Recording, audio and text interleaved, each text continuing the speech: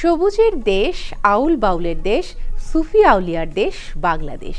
এখানে বছরব্যাপী উৎসব আয়োজনে মত্ত থাকে মানুষ, আনন্দ বিনোদনে জীবন পার করে তারা।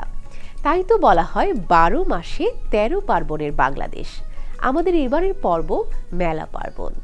ওরে বেহুলার বিয়াহারে, ওরে বাহিনার সিন্দুর দিহিয়া। বাপুরাম সাপুরে কোথা যাস বাপুরে, আয় বাবা দেখে যা, দুটো সাপ রেখে যা। সুকুমার রায়ের এই ছড়াটি সকলেরই জানা।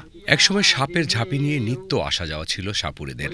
ঝাঁপিতে করে সাপ বহন করে নিয়ে যাওয়ার দৃশ্য এখন কালে ভদ্রে চোখে পড়ে। তবে একসময় গ্রাম বাংলার বিনোদনের অন্যতম প্রধান মাধ্যম ছিল সাপুরেদের গ্রামে গ্রামে সাপের খেলা দেখানো। দেশের উত্তর পশ্চিমাঞ্চল ও সুন্দরবন সংলগ্ন জনপদে এখনও সাপের আধিক্যের কারণে ঝাঁপি কাঁধে সাপুরের দৃশ্য চোখে পড়ে। যশোর, ঝিনাইদহ, সাতক্ষীরা জেলায় কার্তিকের শুরু থেকে ঝাঁপিতে সাপ নিয়ে প্রতিযোগিতার আয়োজন করা হয়। এছাড়া মনসা ভক্তরা সাপের হাত থেকে বাঁচতে ঘটা করে সর্পবন্দনা করেন।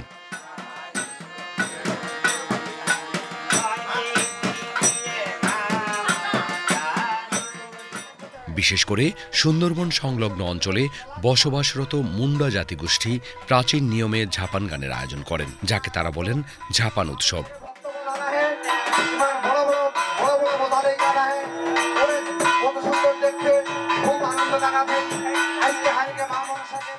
এই ঝাপানে মনসা মঙ্গল কাব্যের পদ্মপুরাণ থেকে পাঠ করা হয়। কাব্যপ্রধান পদ্মপুরাণের গানের এইসব অঞ্চলের গায়কী ঢংকে বলা হয় ঝাপান গান।